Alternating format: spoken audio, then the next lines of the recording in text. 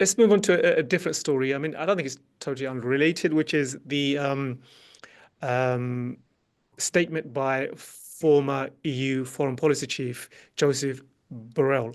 So he launched into a blistering attack on Israel, accused Israel of committing genocide. Um, and I want to quote exactly what he said. I think it's worth quoting in full, well, some parts of it anyway. So he said, "Seldom have I heard the leader of a state so clearly outline a plan that fits the legal definition of genocide."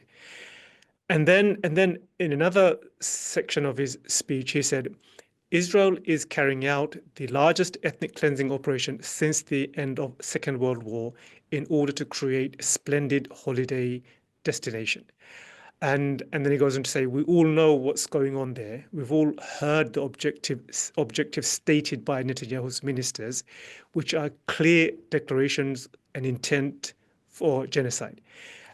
So this is what he said, and just yesterday, this is a report from the Times in Israel. Just yesterday, Netanyahu, he spoke at a Knesset hearing, and he's reported saying that they are destroying more and more houses, so Palestinians have nowhere to return. The only obvious result, this is Netanyahu saying again, the only obvious result of this devastation will be Gazans choosing to emigrate outside of the Strip. So this again is a clear intent to commit genocide. And as Borrell himself is pointing out, it's coming from the horse's mouth. They are the ones saying that this is what we're planning to do. And if you say this is what they're planning to do, you can be accused of all sorts of things. But going back to Borrell, I mean, what do you make of his statement? And also the fact that he said, EU has more leverage than it's shown. Mm. Then why didn't he use it? I mean, he was the foreign policy Exactly. chief for I don't know how many years, 6 or 7 years, I think, 2019 to 2024. So it's 5 years. So what did he do when he was the Well, chief? exactly. I mean, in Burrell's defense, as many people have pointed out, he was one of the more outspoken EU officials when he was in office.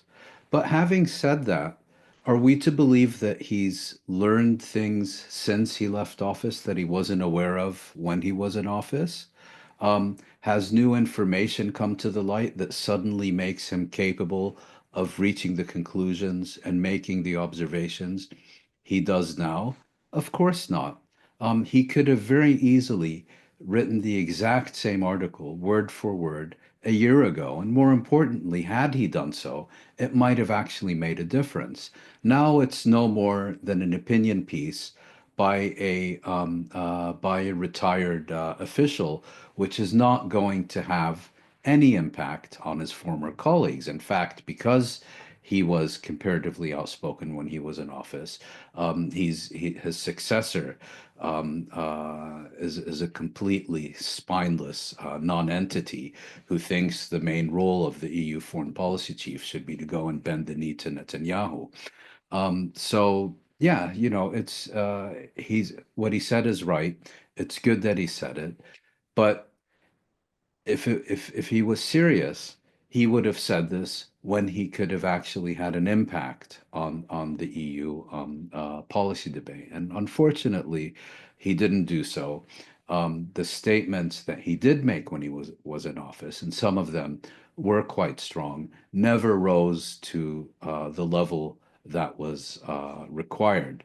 And one can give credit to Borrell for finally coming out with these statements, or as I would say, he knew better. He should have known better.